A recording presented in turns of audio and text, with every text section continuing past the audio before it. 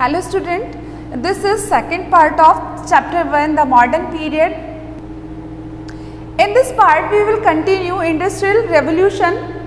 Following the industrial revolution, a competition arose among the various European countries to exploit the build trade settlements. देखिए जो industrial revolution चल रहा था उसमें क्या हुआ, जो यूरोपियन कंट्रीज़ थी उनके बीच में कंपटीशन शुरू हो गया. दैट वुड प्रोवाइड्स रिसोर्सेज और raw material to support industrial production and would also serve as market for their finished good. वह एक दूसरे को रॉ मटेरियल के रूप में सपोर्ट करने लगे और उनके जो फिनिश्ड गुड्स थे उसे ही अदर कंट्रीज़ में वो सेल करने लगे. European countries such as Portugal, Spain, Netherland, Britain, France and Germany founded colonies in many parts. इस तरह से जो ये कंट्रीज़ थी यूरोपियन कंट्रीज़, इन्होंने अपनी अपनी कॉलोनीज डेवलप कर ली थी अदर कंट्रीज़ में. Part of Asia and Africa और एशिया के जो अदर कंट्रीज़ थी उसमें उन्होंने अपनी कॉलोनीज डेवलप कर ली थी. This race for capturing new unexplored areas resulted in the setting up colonies in different parts of the world by the European powers. और इस तरह से क्या हुआ, वर्ल्ड के जो वीक कंट्रीज़ थी वहाँ पर यूरोपियन पावर इस्टेब्लिश हो गई थी. यूरोपियन ने अपनी कॉलोनीज इस्टेब्लिश कर ली थी. यूरोप एक सशक्त देश बन गया था. अगर colony was the term used for a region settlement into or a country that was ruled by another powerful country. देखिए कॉलोनी का मतलब होता है, कॉलोनिज्म का मतलब होता है किसी भी पावरफुल कंट्री के द्वारा एक वीक कंट्री पर अपना शासन स्थापित करना, अपना ट्रेड स्थापित करना.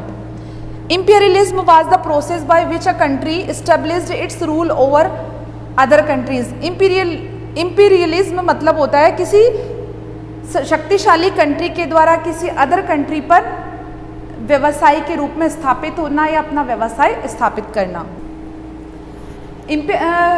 Imperialist country often imposed policies to derive maximum benefit at the expense of the colony. The resources of the colony were used to fulfill the imperialist country's political, economical and military needs. इस तरह से जो imperialist country होती है, जो साम्राज्य स्थापित करने वाली country होती है, वो क्या करती है, अदर countries से इकोनॉमिकल, मिलिट्री और पॉलिटिकल नीड्स को कंप्लीट करती है. When one country dominated another it lead to political, economical, social and cultural change in the dominated country. This process of settlement और exploitation of resources of a colony is referred to as a colonisation. देखिए यहाँ पर एक colonisation की definition दी हुई है. Colonisation का मतलब क्या होता है, तो कोलोनाइजेशन का मतलब होता है किसी भी कमज़ोर कंट्री पर जो पावरफुल कंट्रीज़ होती है वह हावी हो जाती है और उनकी इकोनॉमिकल, पॉलिटिकल और जो सोशल लाइफ होती है उसे पूरी तरह से चेंज कर देती है. इट इज़ कॉल्ड कोलोनाइजेशन और उसे ही कोलोनाइजेशन कहते हैं. Modern period in India and outline of the time frame. देखिए मॉडर्न पीरियड इन इंडिया, अब हम इंडिया में मॉडर्न पीरियड को पढ़ेंगे. In India the 18th century saw the decline of the Mughal empire. जैसा कि हम जानते हैं कि 18th सेंचुरी में मुगल एम्पायर का डिक्लाइन हो चुका था, पतन हो चुका था. And the emerge of various regional kingdom, और अलग अलग जो रीजनल किंगडम थे, अलग अलग छोटे छोटे राज्य बन गए थे. The British gradually gain the foot hold in the country. और ब्रिटिशियस से फुट होल्ड मतलब उन पद चिन्ह मिल गए थे कि किस तरह से हमें अपने राज्य स्थापित करना है, किस तरह से हमें अपनी किंगडम को स्टैब्लिश करना है. ये किससे सीख गए थे, हम मुगल्स से सीख चुके थे. They had come to India in the 17th century as trader and had set up trading posts and factories. With their victory in the Battle of Plassey in 1757, the East India Company started exercising political control over India. इस तरह से जो ब्रिटिशियर्स थे वह India आ चुके थे और अपनी ईस्ट इंडिया कंपनी को स्टैब्लिश कर चुके थे. They gradually involve from a trading company, और ये उन्होंने एक व्यावसायिक कंपनी स्थापित कर ली थी टू ए पॉलिटिकल पावर, और पॉलिटिकल पावर भी ये गेन करने लगे थे. India become a British colony, और अब इंडिया क्या बन चुका था, एक ब्रिटिश कॉलोनी बन चुकी थी, ब्रिटिश उपनिवेशक बन चुका था.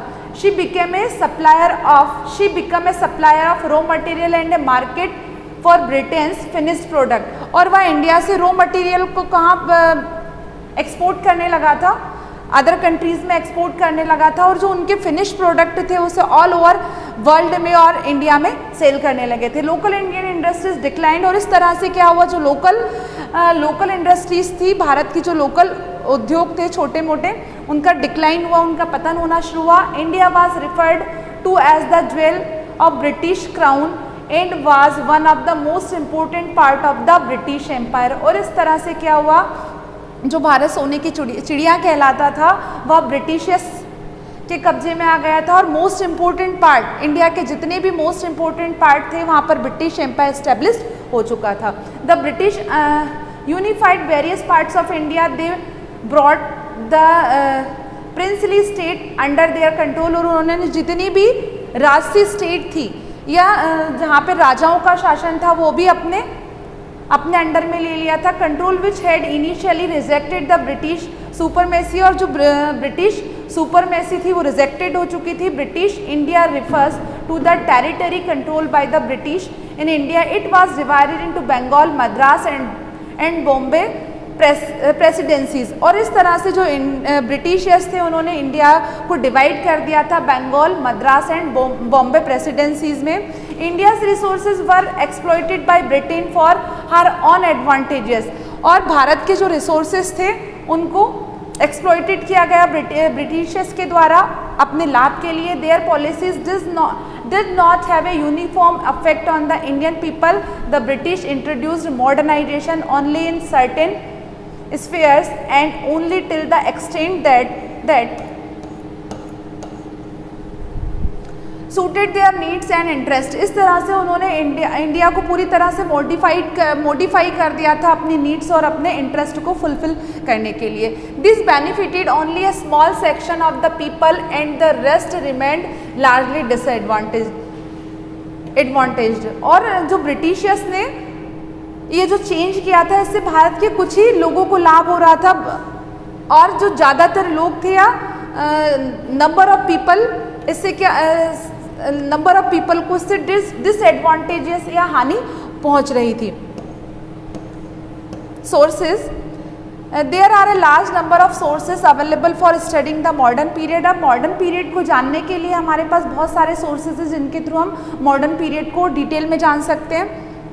These sources include both administrative and non-administrative sources. और इसमें दोनों तरह के sources आते हैं, एक तो administrative sources and non-administrative sources. Administrative sources are the official record.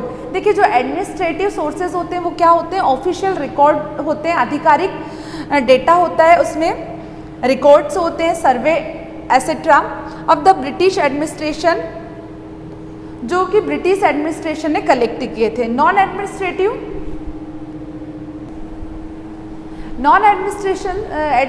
Sources include biographies, newspapers, writings, films, architectural sources etcetera. जो नॉन एडमिनिस्ट्रेटिव सोर्सेज है उनमें आते हैं biographies, newspaper, writings, films, architectural sources आदि. Now we read about administrative sources. Administrative, the British maintain meticulous written records detailing every instructions, plan, policies, decision and agreement. Hence a large number of government reports, administrative records and surveys are available to us. जो Britishers जब भारत आए थे तो उन्होंने भारत में जो भी किया, चाहे वो पॉलिसीज़ बनाई हो, चाहे वो इम्प्लीमेंटेशंस हो, चाहे वो प्लान हो, डिसीजन हो, एग्रीमेंट हो, उन सबको उन्होंने एक रिटन फॉर्म में कलेक्ट किया. Hence a large number of government report, उन्होंने बहुत सारी गवर्नमेंट रिपोर्ट्स बनाई, एडमिनिस्ट्रेटिव रिकॉर्ड्स बनाए एंड सर्वे किए. वो सारे सर्वे अभी भी हमारे पास अवेलेबल है और उन्हीं को हम स्टडी करके मॉडर्न पीरियड की हिस्ट्री को जान सकते हैं. These sources have been carefully preserved, और ये सारे सोर्सेज को केयरफुली प्रिजर्व करके ये रखा गया है. The British setup records rooms which were A part of all administrative institutions. जो ब्रिटिशर्स थे उन्होंने रिकॉर्ड रूम सेटअप किया था, या ब्रिटिश एडमिनिस्ट्रेटिव इंस्टीट्यूशंस के नाम से जाना गया. Archives and museums were also set up by the Britishers. Britishers के द्वारा आर्चीव्स और म्यूजियम सेटअप किए गए. The National Archives of India and the National Museum in New Delhi are located near the Rashtrapati Bhavan. Bharat में जो आर्चीव्स और म्यूजियम है वह न्यू दिल्ली में स्टैब्लिश्ड है, जो कि राष्ट्रपति भवन के नज़दीक है. The National Archives of India was first set up in Calcutta, जो फर्स्ट आर्चीव सेटअप किया गया था वो कैलकाटा में सेटअप किया गया था ऑन 11 मार्च 1891 को as the imperial record department, और उसका नाम रखा गया था the imperial record department. Its main aim was the examine, transfer, arrange and catalogue records of all departments under the British government. और इसका जो मेन उद्देश्य था वो क्या था, ब्रिटिश गवर्नमेंट के अंदर जितने भी डिपार्टमेंट से, जितने भी ट्रांसफ़र पॉलिसी से जितनी भी चीज़ें अरेंज की गई है, कैटलॉग रिकॉर्ड कलेक्ट किए गए, उन सबको एक जगह पर जमा किया गया था। वह जगह थी as the imperial record department. With the transfer of the British capital from Kolkata to New Delhi, this institution was also shifted here in 1921 and to its current building in 1926। देखिए क्या हुआ, 1921 को कलकत्ता से इसको शिफ्ट कर दिया गया new Delhi, और इसकी जो नई बिल्डिंग है वह कब बनकर तैयार हुई, 1926 को। In the early years of the 19th century की जो अर्ली ईयर था, These records were carefully and beautifully copied and written by calligraphist, और जो कैलीग्राफिस्ट थी उनके द्वारा 19th सेंचुरी के अर्ली में इन सारे रिकॉर्ड को ब्यूटीफुली कॉपीड किया गया। However by the middle of the 19th century a number of copies of this record began to be printed, और 19th सेंचुरी के मध्य में क्या हुआ, 19th सेंचुरी के मध्य में इन कॉपीज को प्रिंट किया गया from the vast corpus of official and administrative. और किस लिए कॉपी किया गया, किस लिए प्रिंटेड किया गया, एडमिनिस्ट्रेटिव यूज के लिए इनको प्रिंटेड किया गया था। Records we get a lot of information, however it is important to remember that since these are official record, they only tell us about what the official thought, what they were interested in, what they wished to preserve। इन सारे sources से हमें केवल यही पता चलता है कि जो ब्रिटिशर्स थे वह किस, उनका इंटरेस्ट क्या था, वह भारत से क्या चाहते थे और उनकी प्लानिंग क्या है। इन सारे रिसोर्सेज से हम ये पता लगा सकते हैं। These records mostly do not give us information about what the common people in the country felt about the actions of the official or governance। और ये जो रिकॉर्ड्स हैं do not give us information, यह केवल हमें information ही नहीं देते about what the common people in the country, जो कॉमन पीपल है वह क्या फील करता है, अबाउट द एक्शंस, उनके एक्शंस क्या थे, ऑफ द ऑफिशियल और गवर्नेंस, और जो ऑफिशियल लोग थे, गवर्नेंस लोग थे, उनके एक्ट क्या थे, वह किस तरह से इनके बारे में सोचते थे।